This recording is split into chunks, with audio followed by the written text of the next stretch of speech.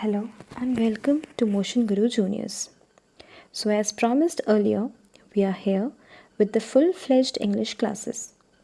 In these classes, we will be providing you with the complete explanation of the literature chapters, and also we will be uploading the grammar topics simultaneously. So, in this video, we will be understanding the first chapter of the Flamingo for class 12th, that is the last lesson. Before we get into the video, let's know the background of the story. Okay? So the story is from the time when there was war going on between France and Germany. The narrator is a French school-going boy who lives in Alsace and Lorraine, which is in France, and they have lost the war to Berlin.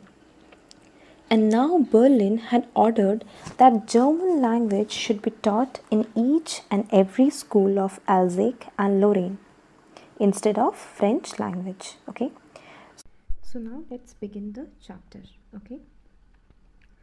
I started for school very late that morning and was in great dread of scolding, especially because M. Hamel had said that he would question us on participles, and I did not know the first word about them. So, here in this paragraph, the narrator is saying that he is very much scared about the fact that his teacher told him the previous day that he will be taking a test on the topic participles, and Franz, who is the narrator of the story and also he is a school going small boy, is very much scared that he is not knowing any a single word of participles, and when he reached the school he has to answer the questions that his teacher would ask him. Okay. For a moment I thought of running away and spending the day out of doors. It was so warm, so bright. The birds were chirping at the edge of the woods, and in the open field back of the sawmill, the Prussian soldiers were drilling. Now, the small boy Franz had another option in his mind, and that option was to miss the school and enjoy the day out in the warm and bright weather. He describes the scene as that there were birds chirping on the trees and noise of Prussian soldiers who were doing exercise behind the wood cutting factory. He could hear all those attracting sounds. So in this paragraph there are two words that you should care.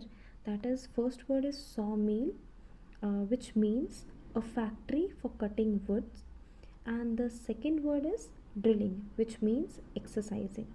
Okay. It was all much more tempting than the rule for participles, but I had the strength to resist and hurried off to school. The scene outside of the school was much more attractive than the school, but the Franz, that is the small boy, had that control on the temptation that he was getting, and he chose to attend the school rather than going out of the school.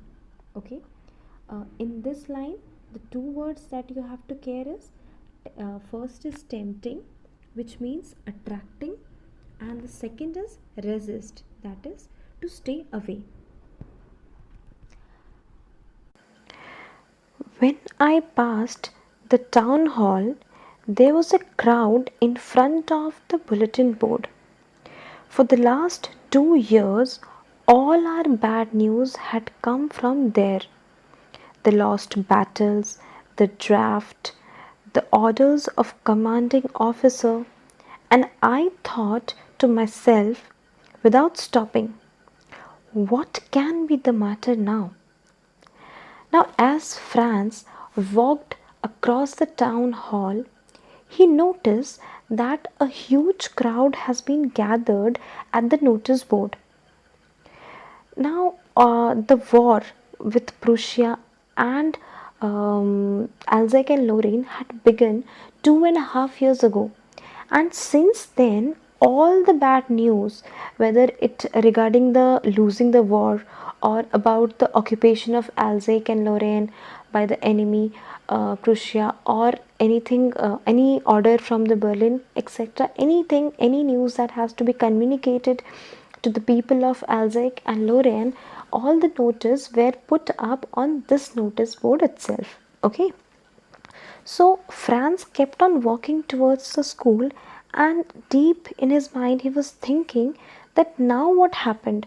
Now what kind of news would have been put up in the notice board? Okay.